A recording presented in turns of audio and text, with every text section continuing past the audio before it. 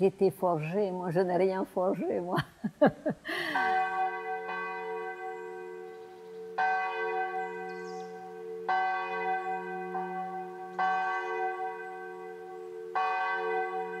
Je suis née en Hongrie, donc tout à fait à la fin de la guerre, en 1944, sous les bombardements, dans une famille où j'étais la 4e enfant.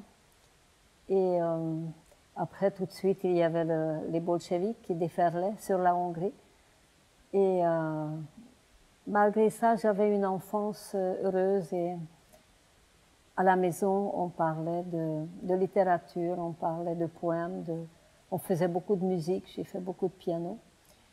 Et un jour, à la Révolution hongroise, en 1956, le 23 octobre, la petite Hongrie s'est révoltée contre la Grande Russie. Et nous étions émerveillés que ça soit possible et nous avons activement participé. Je n'avais que 12 ans et demi, mais mes frères étaient beaucoup plus âgés, et puis mes oncles, mes cousins, on était tous ensemble. Et bien sûr, le bonheur ne durait pas très longtemps et les Russes sont arrivés avec leurs chars, ils ont tout écrasé comme vous connaissez dans l'histoire. Et je voulais continuer un travail de sabotage du régime. Je voulais absolument mourir en martyr parce que j'ai des cousins qui étaient tués et je voulais mourir pour la liberté. Et c'est là où mon grand-père a pigé que je file du mauvais coton et il m'a mis sur ses genoux et on est resté en silence longtemps et il dit tu veux vraiment mourir? J'ai l'impression que tu veux mourir. Je dis oui, oui, avec beaucoup d'enthousiasme. Il a dit, je crois que la Hongrie a besoin des êtres libres, mais libres intérieurement. Et la liberté ne commence pas à l'extérieur, ça commence par toi-même.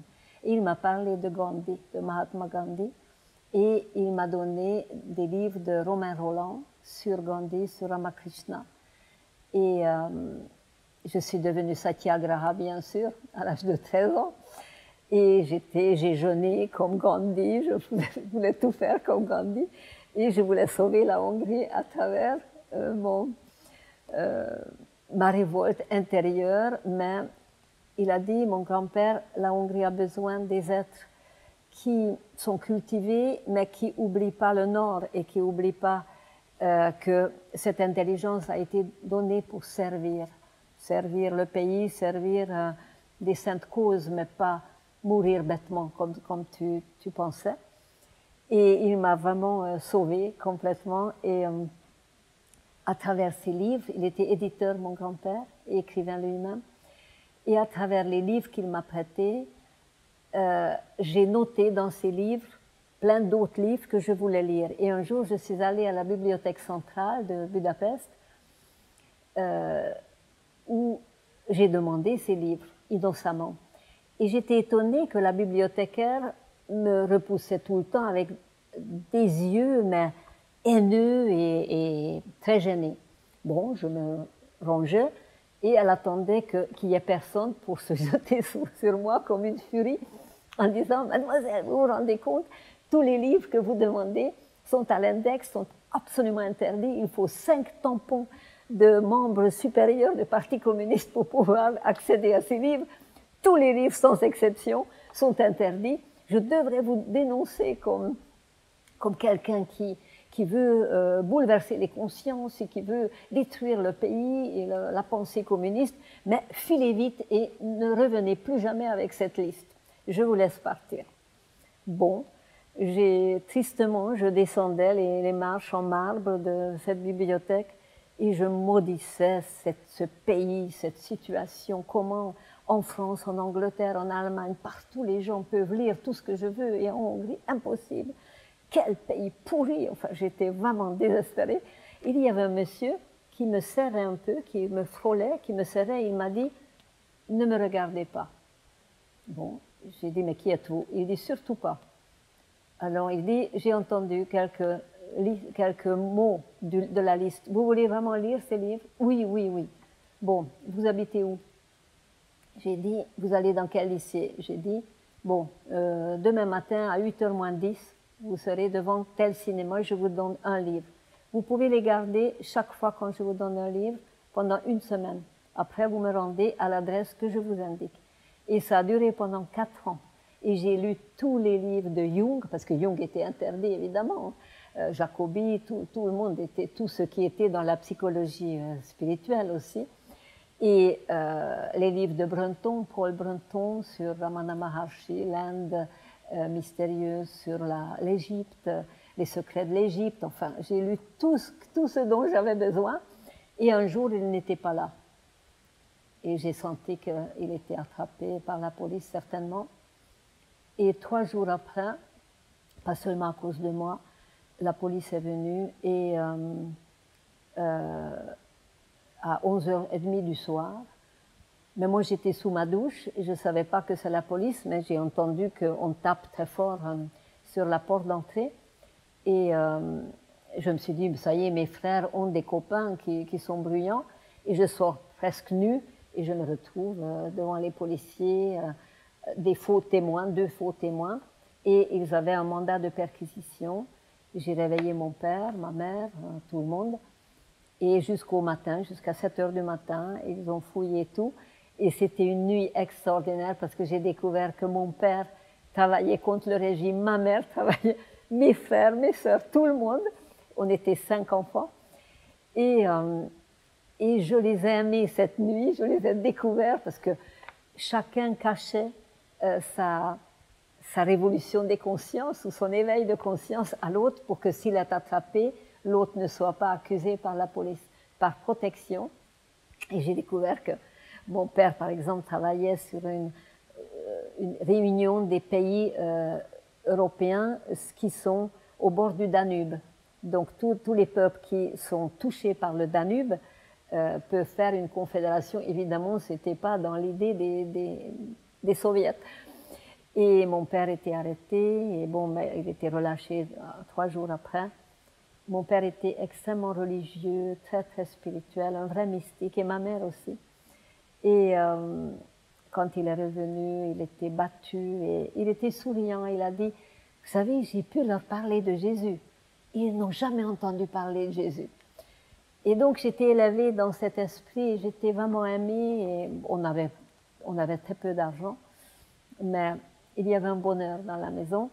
Mais à partir de ce moment, j'ai compris que je vais partir de Hongrie parce que j'étais comme un arbre, comme un cèdre qui a beaucoup de rêves, de promesses utopiques, comme tu appelles, et dont la cime est coupée. Et je peux pas, la pièce est trop petite là où je suis et que je dois grandir, je dois être transplantée momentanément pour mieux servir les saintes causes qui donnent sens à ma vie. Et j'ai décidé de venir en France à l'âge de 20 ans. J'étais étudiante. J'ai fait l'archéologie parce que je voulais retrouver les écritures les plus anciennes. Donc je voulais apprendre le sumérien. Et puisque en France, il y avait le meilleur enseignement sur le sumérien, j'ai eu une chance énorme parce que je suis devenue élève de Dr Offerlé, de Labat, René Labat. Ce sont des grands noms dans la sumérologie. Et plus tard, c'est Maurice Lambert qui m'a pris sous ses ailes au Louvre pour les déchiffrements de tablettes.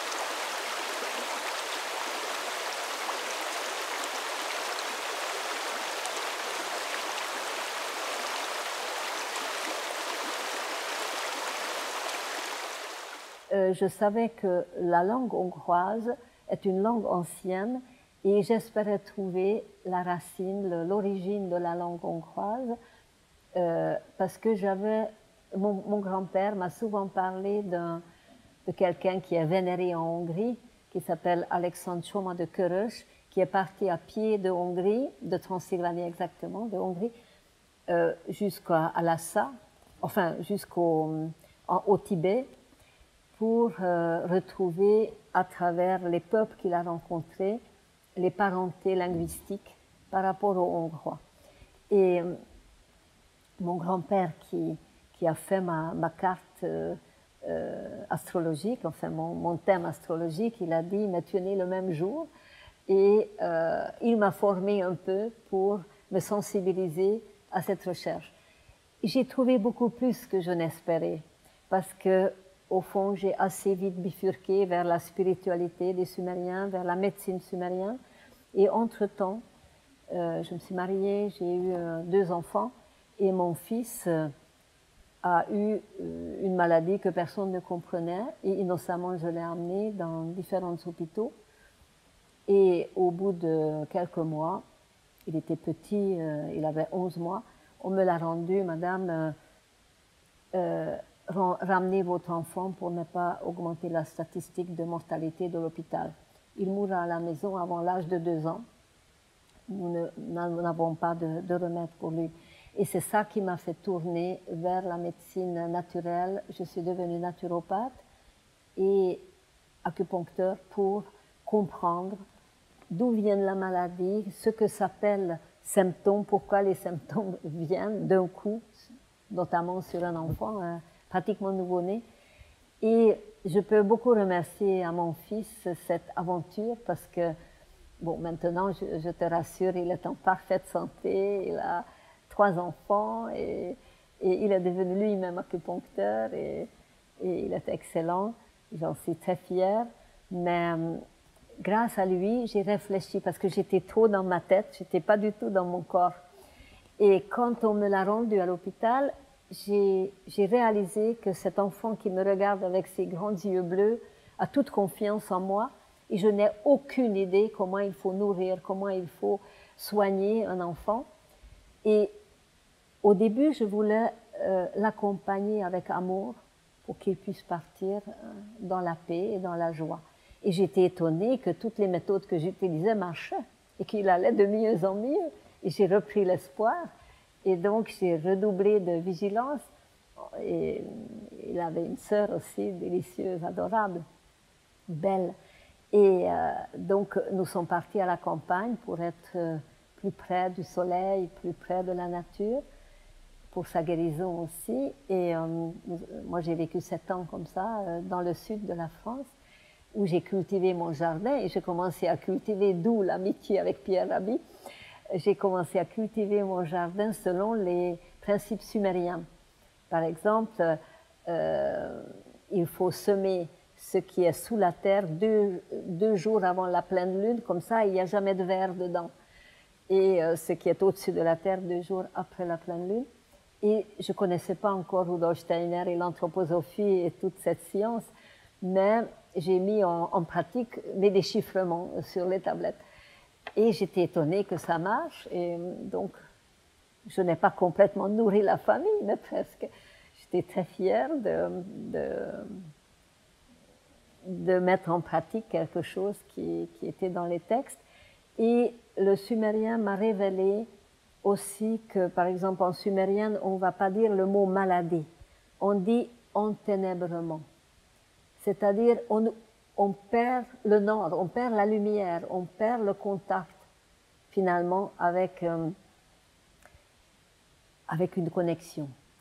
Et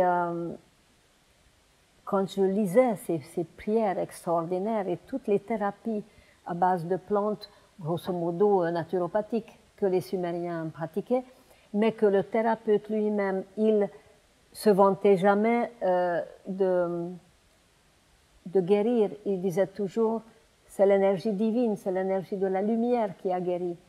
Et à la fin des guérisons, la prière du patient, il dit, le patient, puisse-je voir la lumière. La lumière, c'est la vie et c'est la guérison. Donc, j'ai découvert que ces peuples anciens, et bon, je me suis tournée vers l'Égypte, bien sûr, vers la Chine, tous ces peuples anciens avaient une vision cosmique et que l'homme n'était pas seulement jeté comme ça dans ce monde, dépendant de plein de croyances. L'homme seul, pratiquement, peut se questionner, peut chercher des plantes, bien sûr s'il y a les cas difficiles. heureusement il y a des spécialistes, mais que je devenais responsable aussi de la santé, parce que je suis devenue naturopathe, de la santé de ma famille, autour de moi, et puisqu'il y avait beaucoup de demandes, mais je commençais à soigner. Et je me suis déclarée à mi-temps pour soigner, et donc des gens m'ont fait confiance, et j'étais très heureuse de les aider autant que j'ai pu. Et puisque dans la médecine chinoise, comme dans la médecine égyptienne ou sumérienne, le corps, l'âme et l'esprit ne sont pas séparés. C'est nous, avec notre mental, qui est séparé. On envoie le corps vers le médecin, l'âme vers le curé et l'esprit dans une secte, mais ça ne peut rien donner de bon. Et j'ai vu à quel point ça s'emboîte, et que, au fond, Dieu ou l'absolu dans toutes les religions s'appelle la lumière. Et la lumière, c'est la beauté, la lumière, c'est la poésie aussi. Et c'est la créativité. Et dans les soins, il y a la lumière. C'est dans le dialogue avec l'ange que l'ange dit à Lily, qui est thérapeute, « L'as-tu vu lui dans les yeux de celui que tu as soigné? L'as-tu vu lui ?» Alors j'ai guetté lui ou elle, n'importe, c'est-à-dire cette source de vie qui nous fait être. Et j'ai donné ma vie à celui ou à ce elle qui n'a pas de nom. Et chaque nom le trahit, parce que qui est une cohérence et un amour absolument intense. Et que je retrouve évidemment dans le christianisme, heureusement. Et je suis très, très engagée aussi dans ma foi chrétienne. Et je marie ça parfaitement avec la Chine, le taoïsme, avec Sumer, avec l'Égypte. Il n'y a aucun problème, parce que quand on va vers la source, on trouve comme du lait. Et tu sais, les différentes religions ont fait leur beurre avec des plantes rajoutées ou avec plus ou moins de sel et de poivre, mais le lait originel, c'est dans la mystique. Et la mystique, c'est l'alchimie pure, c'est la transmutation. Et donc, c'est cette transformation, cette transmutation qui me passionnait. Et je trouvais que je suis dans la fraternité avec tous ceux qui vont dans cette direction. Et alors aussi, j'ai compris profondément à travers la médecine sumérienne, je montre cette image, c'est la première apparition du caducée. C'est sumérien, et je ne savais pas avant. Je croyais que ça vient de l'Épidore, de Grèce, de la civilisation romaine qui a traversé ça. Ici, on voit un serpent. Et souvent, je me demandais, mais pourquoi le serpent, quand on regarde sur les pharmacies, on voit le serpent, ou sur l'emblème des médecins, on voit ce serpent qui fait les 7 nœuds, les 7 chakras.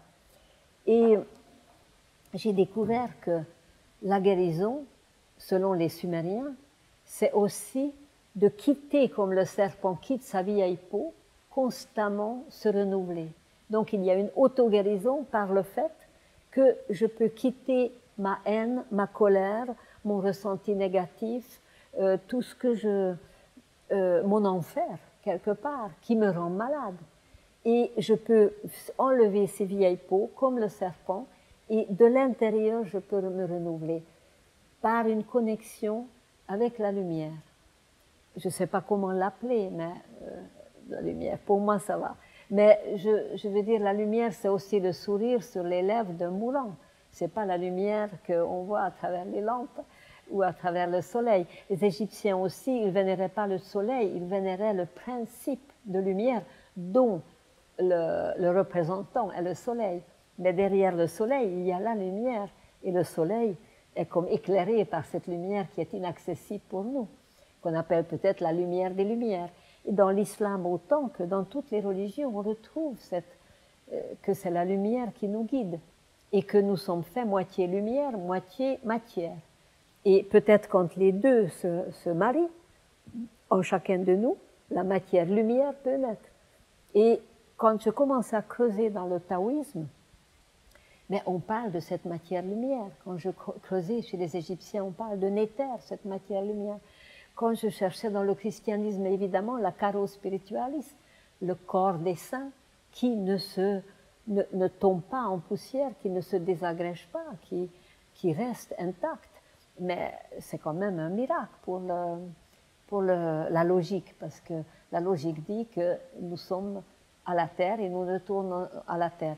Mais chez les orthodoxes, ils se rappellent comment c'était au début du christianisme, parce que mercredi des cendres, où on dit, au moment du grand pardon, on dit tu es poussière et tu retournes à la poussière, le prêtre ou l'évêque dit et tu es lumière et tu retourneras à la lumière. Ou il dit tu viens de l'esprit et tu retournes à l'esprit. Donc nous avons deux polarités et ces deux polarités doivent se marier. La matière et la lumière doivent s'interpénétrer. Et c'est ça le mariage sacré, le hierogamos chez les Sumériens, chez les Égyptiens, chez les Chinois, chez les Hittites, chez tous les peuples, on retrouve ce rituel extraordinaire que les Sumériens ont inventé, je dois dire, qui est absolument formidable. Pardon, tu m'as posé la question sur mon parcours.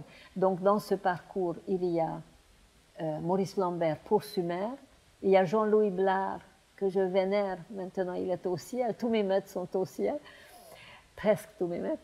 Jean-Louis Blard qui m'a initié à l'acupuncture, c'était un Français qui était en Chine et qui était un génie vraiment de la compréhension de l'énergétique chinoise, de la globalité, en même temps globale, en même temps locale, en même temps vibratoire, en même temps onde et en même temps particule, donc localisé et dissoute. J'ai fait du Qigong, de Tai Chi Chuan avec lui, je suis devenue professeure de Tai Chi Chuan aussi, pendant 27 ans. Et je dois parler de Zixing Wang, qui est mon maître chinois avec qui je travaille depuis 25 ans, qui me supporte depuis 25 ans en tout cas, qui vit à Londres, avec qui j'ai fait des voyages en Chine, à des endroits où aucun blanc ne peut aller, dans les monastères taoïstes. Et c'est un cadeau inestimable. J'ai énormément de chance et de grâce. Et j'ai pu rencontrer Marthe Robin, qui, je peux difficilement parler sans larmes, donc je n'ose pas en parler de cette rencontre avec Marthe Robin, qui m'a révélé aussi que j'ai un certain don pour être thérapeute et qui a tracé ma vie, qui m'a redonné un élan. Parce qu'il y avait des moments dans ma vie où j'ai fait des descentes en enfer, plusieurs descentes en enfer. Et chaque fois, j'ai rencontré des êtres exceptionnels qui m'ont permis de remonter, notamment Gita Malas, que j'ai connue enfant, mais je ne savais pratiquement rien d'elle et surtout pas de son expérience de dialogue avec l'ange.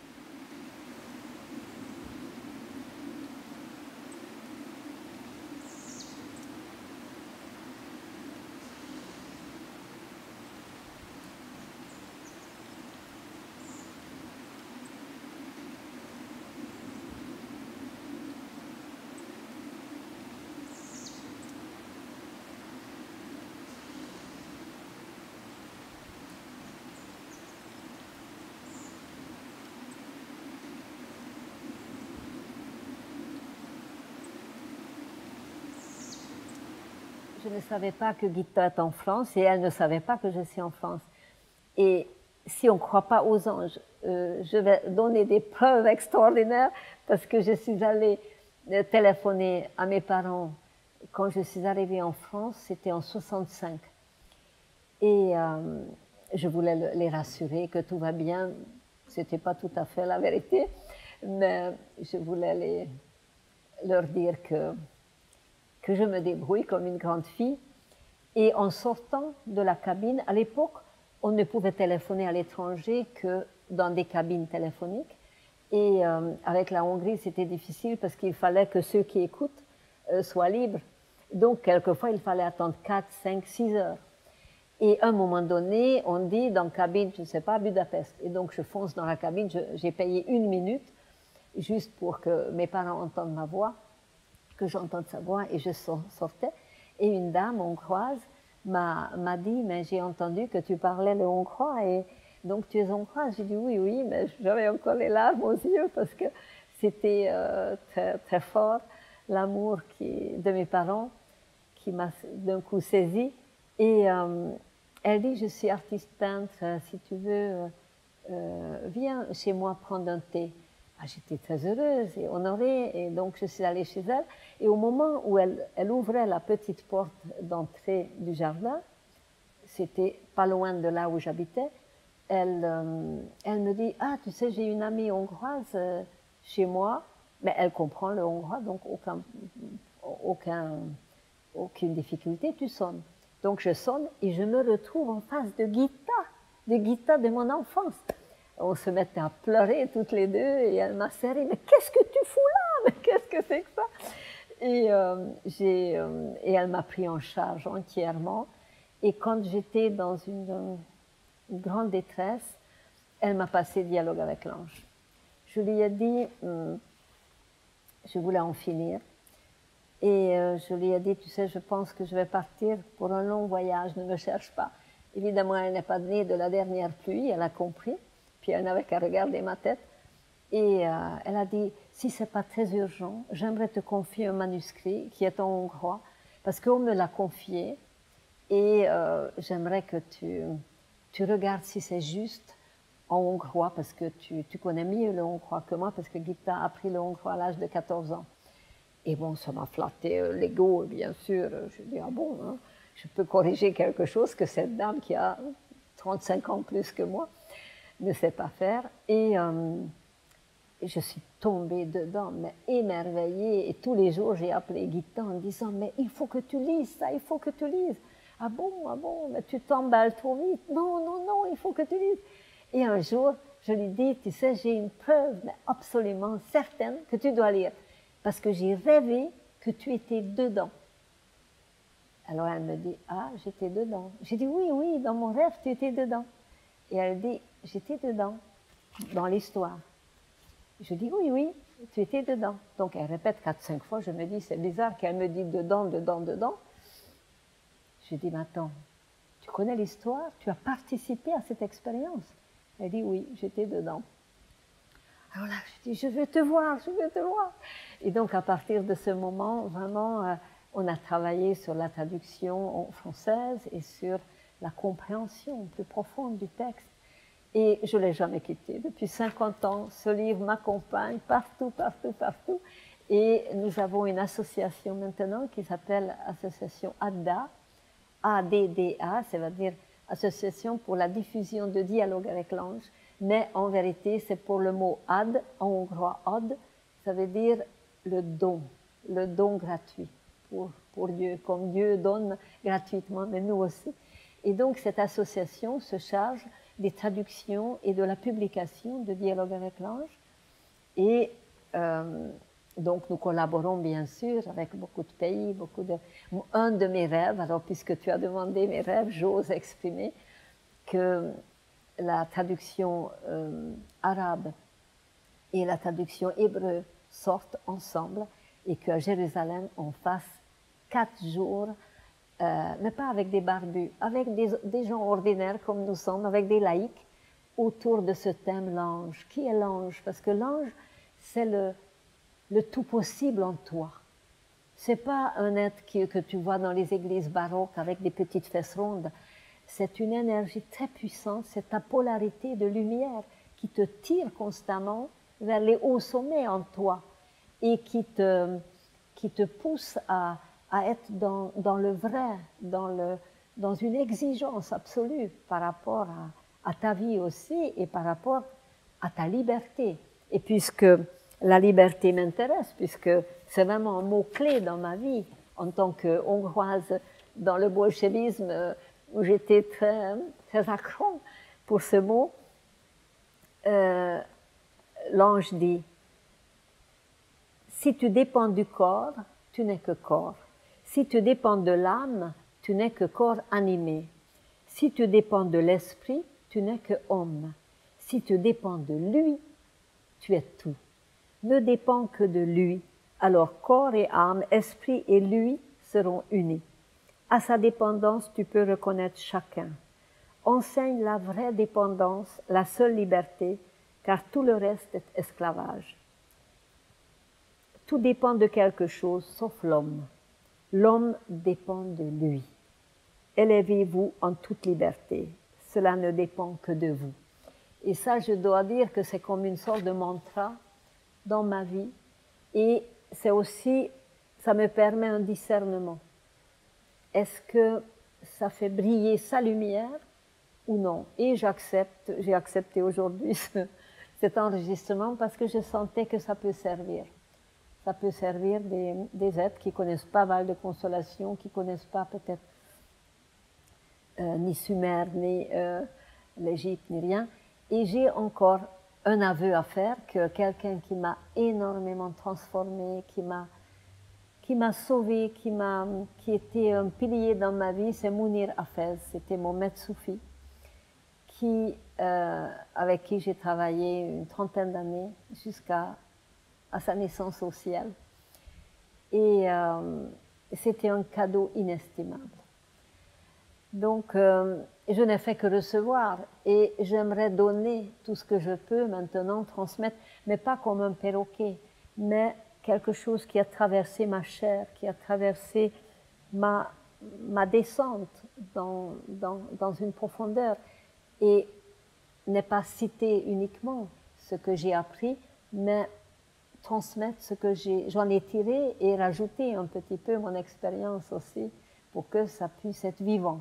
Parce que le vivant est très exigeant en nous.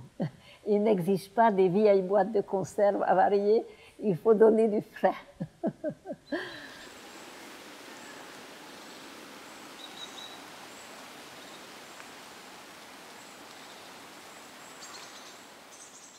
Tout est toujours possible. Mais il faut te centrer vers le tout possible et pas vers les plaintes. Je suis victime des autres, je suis victime de la société, de tout le monde. Et on s'encombre avec la négativité. Et dans Dialogue avec l'ange, il y a un passage que j'aime beaucoup, je ne sais pas si je vais le trouver.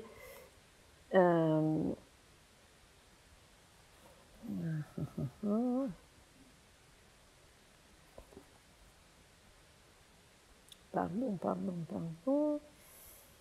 Il n'y a pas d'abîme si sombre, il n'y a pas de falaise si haute, il n'y a pas d'égarement si tortueux qui ne soit pas voie.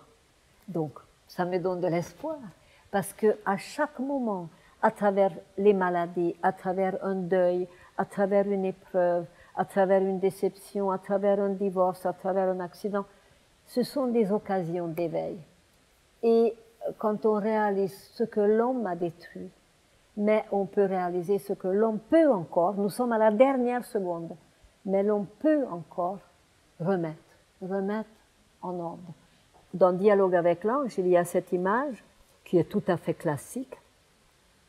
L'homme a une place centrale entre le minéral, les différents règnes, le minéral, le végétal, l'animal, et entre le monde suprasensible, le monde créateur. Donc il y a le monde créé et le monde créateur. Et l'homme est relié à ce monde créateur par son intuition, par son utopie, comme tu l'appelles, par ses rêves, par son imagination créatrice, chère à Henri Corbin, que je n'ai pas nommé, que j'ai connu, dont j'étais élève, et qui m'a énormément apporté sur l'angélologie iranienne notamment. Et j'ai travaillé sur l'angélologie sumérienne par rapport à l'angélologie iranienne, extraordinaire. C'est un homme, vraiment un homme de lumière. Et si l'homme peut relier et être responsable de la nature, des minéraux, des végétaux, les animaux, et relier ça au monde créateur, et recevoir son intuition à partir du monde créateur, pour œuvrer dans le monde créé, mais l'homme deviendra un pont entre le monde visible, le monde invisible, entre le monde sensible et suprasensible, etc. Et l'homme a ces deux polarités qu'il doit réunir, comme Gita aimait montrer d'en haut et d'en bas, il faut qu'on fasse une union, un mariage. Et je crois que c'est avant d'épouser un beau moustachu ou une belle blonde, il faut trouver ce lien avec soi-même. Et ce que j'aimerais dire aux jeunes, c'est cette exigence par rapport à leur corps, par rapport à leur choix, de ne pas brader des trésors extraordinaires que nous avons en nous et essayer d'élever toujours, être de plus en plus près du vivant en eux. Et ça exclut le mensonge, ça exclut des choses à remettre à plus tard. Il faut commencer maintenant, dès aujourd'hui, tout de suite. Le peu qu'on peut, le plus vrai possible, le plus simplement possible, le plus humblement possible. Et rencontrer des gens comme toi, comme d'autres, avec qui on peut œuvrer, on peut faire des réseaux, on peut toujours pacifiquement. Mais la paix, c'est la nouvelle vibration.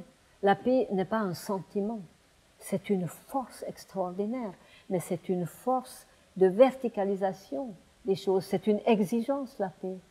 Et quand le Christ dit « je vous donne ma paix », non comme le monde la donne, je vous donne ma paix.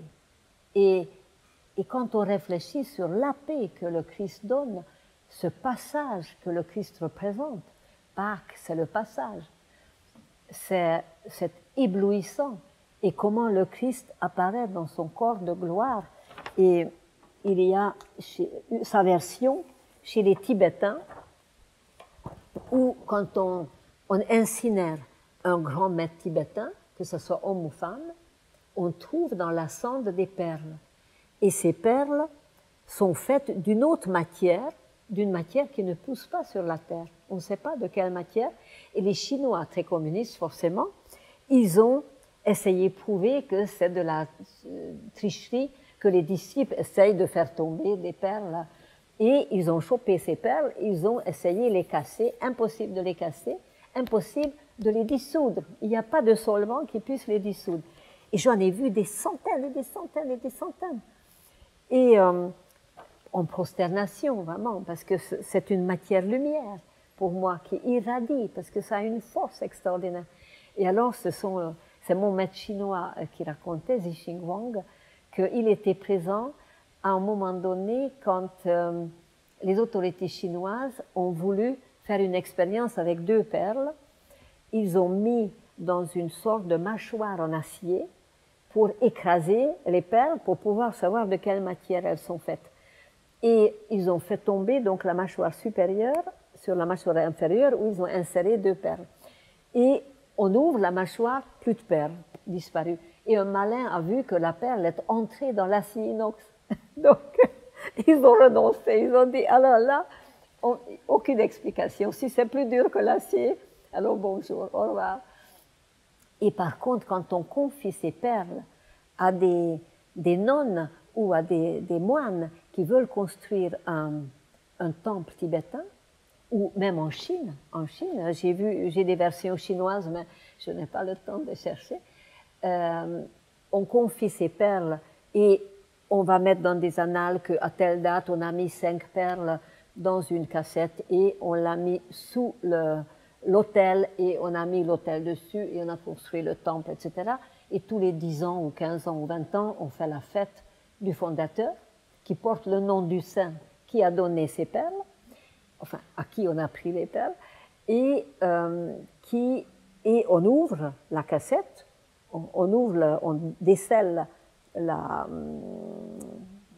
planque, et on trouve la cassette et on l'ouvre. On est étonné parce qu'il y en a 25 ou il y a 50 perles. Ça se multiplie par la prière, par l'intensité.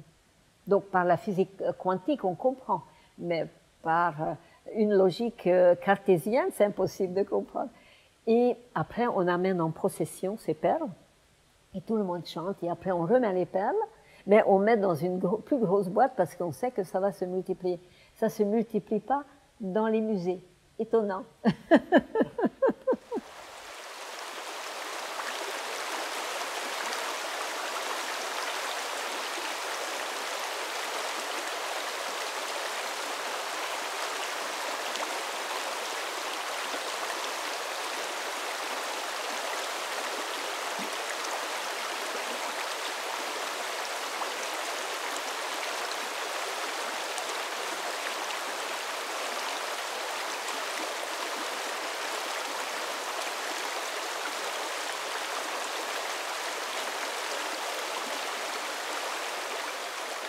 les Chinois disent que chacun de nous, nous avons un mandat céleste. Dans Dialogue avec l'ange, on appelle ça la tâche. Chacun a une tâche. Et mais cette tâche, je crois, ce qui concerne tout le monde, c'est la délivrance de la lumière qui est comme cachée dans la matière. La délivrance dans ton cœur, dans tes yeux, dans tes cellules, de la lumière. La délivrance, nous sommes comme des êtres ensorcelés par une sorcière qui s'appelle le monde peut-être, et nous avons oublié que nous sommes des princesses et des princes. Et nous nous identifions à ce pauvre crapaud qui sautille dans la mare, dans la boue, et qui se dit, mais certainement, je peux rêver d'avoir une mare encore plus grande. Mais non, nous sommes des princesses et des princes. Et c'est la dimension de l'ange retrouvée en chacun de nous qui nous permet de nous connecter au monde créateur, qui nous autorise à nous sentir vraiment dignes de la vie et aider la vie et accoucher la vie et transmettre la vie. Et toujours être à l'écoute de ce message secret. Nous ne savons rien de l'avenir, mais la vie veut vivre, ça c'est sûr. Mais ce n'est pas seulement une vie biologique, ce n'est pas seulement une vie psychologique, c'est une vie à la fois spirituelle, à la fois de transformation, et à la fois vers l'inconnu. Nous ne savons pas où nous amène la vie. Mais en tout cas, dans la programmation de la vie, je ne crois pas que ce soit la destruction. Mais peut-être l'humain sera détruit et on ne sait pas ce qui suivra. Mais ça dépend de nous. Donc, jusqu'à mon dernier souffle, j'aimerais un petit peu dire à chaque humain, mais tu es digne, tu es aussi digne que l'ange, tu es aussi digne qu'un roi, qu'une reine. Tu as un pouvoir. Et d'ailleurs, chez les Sumériens, tu as questionné sur l'insurrection des consciences. Quand on découvre cette appartenance au monde créateur, on est couronné. Et l'homme vrai, Lugal en sumérien, ça veut dire l'homme couronné, le roi, c'est-à-dire l'homme digne de devenir le pont entre le monde créé et le monde créateur. Ce rêve que nous formons, cette écoute d'un futur qui nous échappe, mais c'est l'écoute de ce bébé en nous, cet homme nouveau en nous. Et ce monde nouveau crie vers nous afin de naître. C'est nous qui accouchons ce monde nouveau, mais pas selon les anciens modèles. Il faut des modèles nouveaux. Il y a plein de modèles, il faut juste les écouter et ne pas se lamenter que les vieux modèles ne marchent pas. Mais tant mieux. C'est comme le serpent, il faut quitter ses vieilles peaux.